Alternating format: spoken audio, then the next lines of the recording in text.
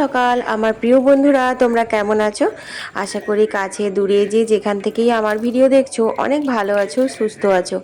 আসানসোল থেকে আমি তোমাদেরকে সাথে নিয়ে আবার একটি নতুন দিনের শুরু করে দিয়েছি। তোমরা তো দেখলে 2-3 দিন আমি আমার বাবার বাড়িতে কাটিয়ে এলাম। এই সোমবার গেলাম, মঙ্গলবার বুধবার থেকে আমি কিন্তু বৃহস্পতিবার চলে এসেছি। বৃহস্পতিবার আসা যাওয়া করতে নেই, কিন্তু যেহেতু শুক্রবারে দ্বাদশী পড়ছে সেই কারণে আমি বৃহস্পতিবার এসেছি। কারণ ফেসবুক থেকে এরই মধ্যে আমার প্রচুর কমেন্ট এসেছে যে তুমি লক্ষ্মী মেয়ে, লক্ষ্মী বউ, তুমি বৃহস্পতিবারে কি করে চলে এলে বাবার বাড়ি থেকে। তো যাই হোক, ওই কারণের জন্যই আর কি। এবার তোমরাই বলো আমি কি করতাম। তো এসে দেখছি আমার গাছগুলো আমাকে ভীষণ মিস করছিল। ওইদিকে তো অনেক বৃষ্টি হয়েছে, তোমরা আমার ভিডিওতে দেখেছো, কিন্তু এদিকে এক ফোঁটাও বৃষ্টি হয়নি। সমস্ত গাছপালা যেন একবারে শুকিয়ে গেছে। গ্রীষ্মকাল তো সেই গ্রীষ্মকাল ধু করছিল।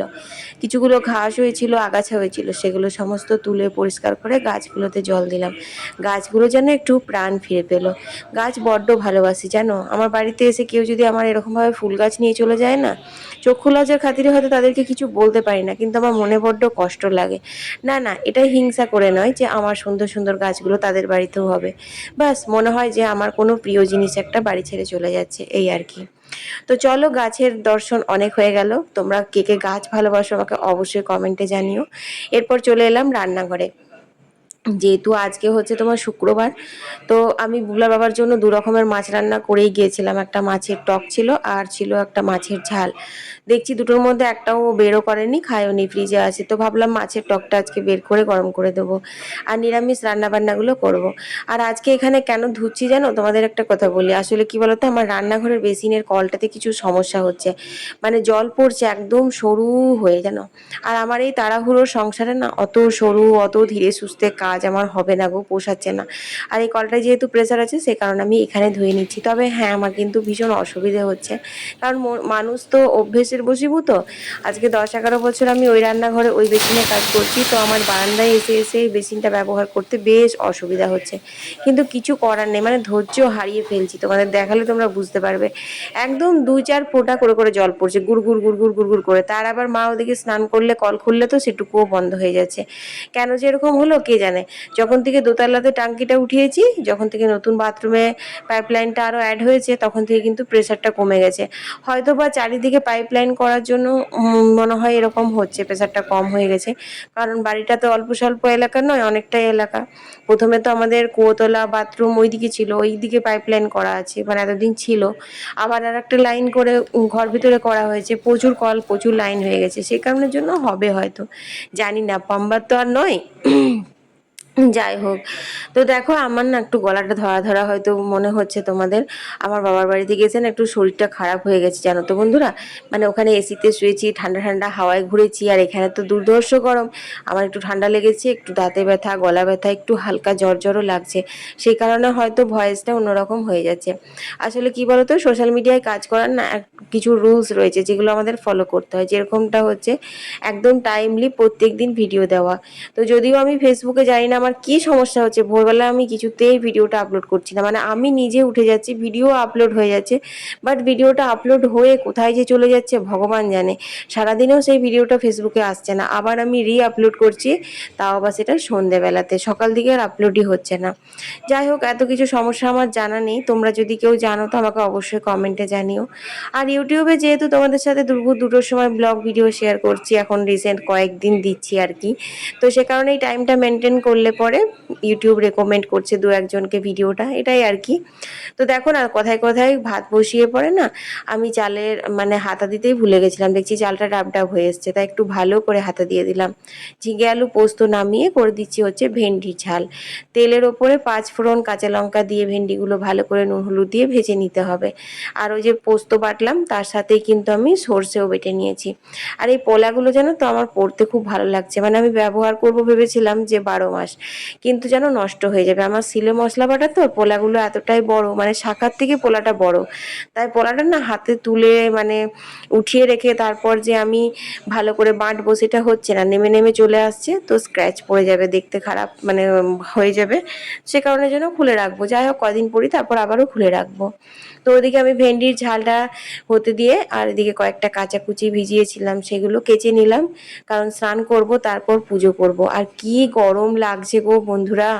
আমাদের ওদিকে তো একদম গরম নেই জানো, রোদের সময় দুপুরবেলা দিকে গরম লাগছিল মানে দিনের দিকে, আর তোমার বিকেল হচ্ছিল মাঠে কি ঠান্ডা হাওয়া, তার সাথে তো একদিন ঝড় বৃষ্টি বজ্রপাত এইসবও হয়েছে, পুরো ঠান্ডা ঠান্ডা ওয়েদার। তো যাই হোক আজকে করেছি বিউলির ডাল। তো পাতলা করে গরমকালের দিনে বিউলির ডালটা খেতে ভালোই লাগে, তো আজকে পাতলা নয়, আজ একটু ঘনই হয়েছে মনে হচ্ছে। ওই হিং, পাঁচফোড়ন, শুকনো লঙ্কা ফোড়ন দিলাম, খেতে বেশ ভালো লাগে। তারপর চলে এলাম স্নান টান করে বাগানে ফুল তুলতে। মা তো সকালে ফুল তুলেছে। আর হ্যাঁ, ফেসবুকেও যেহেতু ভিডিও আপলোড করব, মানে ইউটিউব আর ফেসবুকে তো একসাথেই ভিডিও আপলোড করি, তাই একটা কমেন্ট করি তোমাকে। এক দিদিভাই আমাকে ইনবক্সে এত মেসেজ করছে যে আমি কিভাবে পুজো করি, আমি স্নান করে পুজো দিই না আমি স্নান করে পুজো দিই। প্রথমে তো কমেন্ট করেছিল আমি কি বাসি কাপড়েই তুলসী মাকে জল দিই, বাসি কাপড় কেন ছাড়ি না। আমি রিপ্লাই দিলাম যে না, আমি বাসি কাপড়টা সকালবেলাতেই ছেড়ে নিই। দেখো সকালবেলা ঘুম থেকে উঠে ব্রাশ করা, বাসি কাপড় ছাড়া, সেগুলো তো ভিডিওতে দিইনি না, আর ওগুলো আমি দিই না, কারণ আমি এখনো পর্যন্ত প্রফেশনাল ব্লগার হয়ে উঠতে পারিনি। তো আমি কিন্তু ফ্রেশ হয়ে তারপর দূরে জল মারুলি করা, মা তুলসীকে জল দেওয়া থেকে কিন্তু ভিডিও শুরু করি। তো সেই কারণে তো যাই হোক, তারপরে আবার কি যে মানে বলছে, মানে কি বলবো, যাই হোক এই ভিডিওটা দেখলে হয়তো বা দিদিভাই নিজের প্রশ্নের উত্তর পেয়ে যাবে। স্নান করে পুজো দিই না, আর স্নান করে কি কেউ পুজো দেয় বলো? চান ছাড়া পুজো হয়? আমার তো মনে হয় না হয় বলে। আর আমার এক নতুন বন্ধু, বুঝলে, এই ফুলটা 1 বছর পর আজকে প্রথম ফুটেছে। গত বছর এই গাছটা বুলো আবার পুজোর পরে লাগিয়েছিল, তারপর না ডালটা কিছুতে ভেঙে দিয়েছিল, তারপরে এই গাছটা ফুল হয়নি। এইবার দেখছি এক ঝোপ ফুল হয়েছে। আচ্ছা এই ফুলগুলোর কি নাম বলো তো? আমি তো গুগলে সার্চ করে কোনোখানে দেখাচ্ছে চম্পা বলে, আবার কোনোখানে বলছে কাঠগোলাপ, কি যে নামের জানি না, তোমরা জানলে একটু কমেন্টে জানিও। যাই হোক, কোনো সময় আমি কিন্তু এটাকে কাঠগোলাপ বলবো, আর কোনো সময় এটাকে চম্পাকলি বলবো। তো দেখো এখানে কিন্তু আমার সমস্ত কিছু তোলা হয়ে গেছে। এরপর আমি কিন্তু মা সন্তোষীর পুজোটা দিয়ে নেব। মায়ের কাছে প্রার্থনা করি টাকা পয়সা ধন সম্পত্তি না, শুধু যেন একটু শান্তি পায়, মানসিক শান্তি পায়। কারণ টাকা পয়সা ধন সম্পত্তিতে তো মানসিক শান্তি আসে না। মানসিক শান্তি যে কিসে আসে বন্ধুরা, সেটা আমি নিজেই বুঝতে পারছি না। যাই হোক চলো মা সন্তোষীর পুজোটা দিয়ে নিই।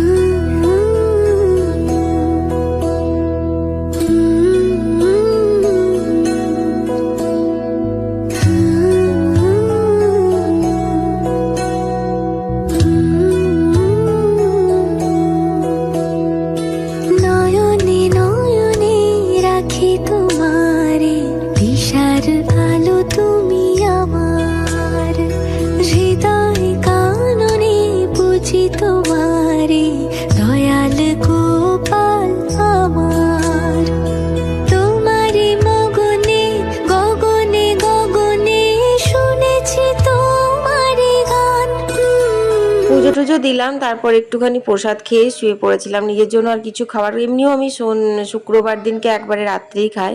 যাই হোক এখন ঘুমটুম দিয়ে উঠলাম বিকেলবেলা, এত আঁচ কি বলবো, এখন 5:30 পৌনে 6টা মতন বাজে। কাপড় জামাগুলো একবারে তাড়াই ভাঁজ করে নিলাম, কারণ এরপর ঘরে রাখলে পরে সন্ধে দেওয়ার সময় হয়ে যাবে, আমার আর ভাঁজ করার সময় হবে না। তারপর একটু চা খেয়ে নিয়েছি, এরপর আমি এখন সন্ধে দিয়ে নেবো। অনেক দিন হয়ে গেল জানো তো, অনেক দিন বলছি, দেখো মানে 4 দিন হয়ে গেল আমি কিন্তু মায়ের মন্দিরে যাইনি। তো আজকে ভাবলাম যে চলো মায়ের মন্দিরে যাই। একদিন যদি মায়ের মন্দির না যায় তাহলে একদম মন মানে না। যখন বাইরে থাকি তখন আলাদা, কিন্তু এখানে থাকলে আমি যাই। তবে হ্যাঁ, খুব মুষলধারা যখন বর্ষাকালে বৃষ্টি হয় তখন হয়তো যেতে পারি না।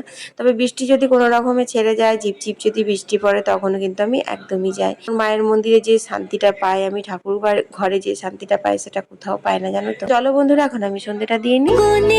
শুনেছি তোমার গান, মিঠাই সন্দেশে রাখি তোমারে, ঘরের আলো তুমি আমার, নয়নে নয়নে রাখি তোমারে, দয়াল গোপাল আমার।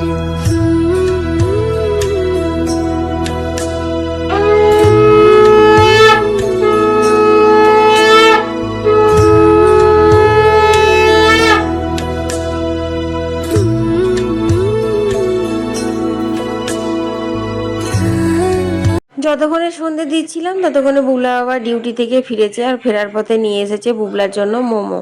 এই প্রত্যেক দিন এই চাউমিন আর মোমো খেয়ে খেয়ে না ওর একদম মানে কি বলবো অভ্যেসটাই খারাপ হয়ে যাচ্ছে।